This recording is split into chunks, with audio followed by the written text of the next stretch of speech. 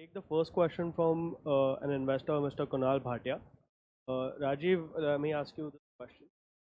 So he has noticed that the allocation to HDFC Bank has been consistently brought down over the last 1 year or so. What are the concerns that the team sees in the bank given its past record and one of the best underwriting skills amongst the peer set? Also, we've seen in recent times that the allocation to HDFC Bank is lower than ICICI and Axis Bank. So what is the reason despite it being one of the top holdings in earlier years? Sure. So HDFC Bank has been a very well run bank and has been a great wealth creator for all the shareholders and including us as shareholders on behalf of our unit holders, and we have great respect for the organization and what they have achieved over the years. At the same time, there have been missteps and it has been undergoing some big changes internally. We have seen them having repeated outages on their IT infrastructure side. We have been seeing them being stopped by RBI from issuing new credit cards. We have seen Mr. Puri stepping down and a new management team coming in.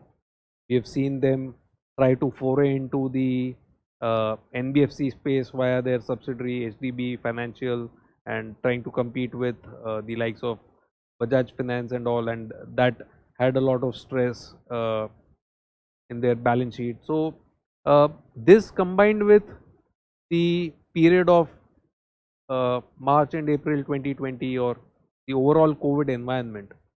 So in the COVID period, when we were writing reassuring notes to unit holders, we were giving talks to people saying stay the course, if you have surplus money, add money, and we were following through on that, meaning we were running down our cash levels in our own portfolios.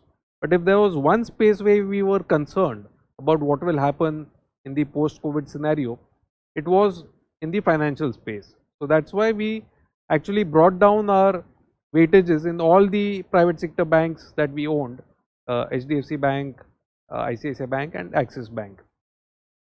So COVID plus their own internal management change and some of the missteps, all these factors came together and we reduced the weightage. After a few months, we saw that the COVID situation is not that bad, and actually private sector banks have been able to withstand the COVID impact quite reasonably, and in fact they will be able to they will be in a position to take market share from some of the weaker players and actually come out of the COVID situation stronger. So that's why we have been gradually creeping up the weightages in ICICI Bank and Axis Bank. HDFC Bank also we may increase the weightage down the line, but right now we are still in more of a wait and watch kind of mode in terms of they're coming out of the technology lack of investment or delayed investments in the tech space and how that pans out, how the loan book scenario pans out, how the new management is able to execute and things like that. So nothing very serious or nothing specifically against them. It's been just more out of caution and overall COVID scenario kind of situation. An extension to that question from Mr. Mahesh Kumar. Like the power sector, there's opportunity in the medium size or the PSU banks like Federal Bank and Canara Bank with low or reducing NPA numbers now.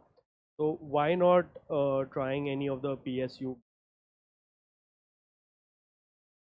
Yeah, so as such, given a choice between two similar banks, our preference would be towards private sector players. It's just that in the power grid kind of business, there's no equivalent private sector player, and that's why we have chosen a public sector company to invest in.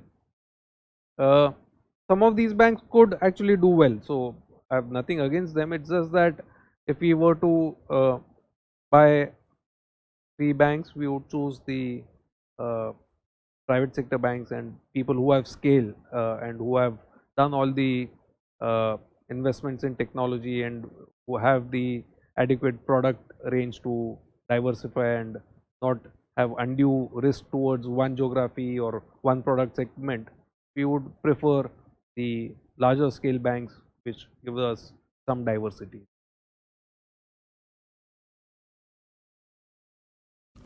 Mutual fund investments are subject to market risks. Read all scheme related documents carefully.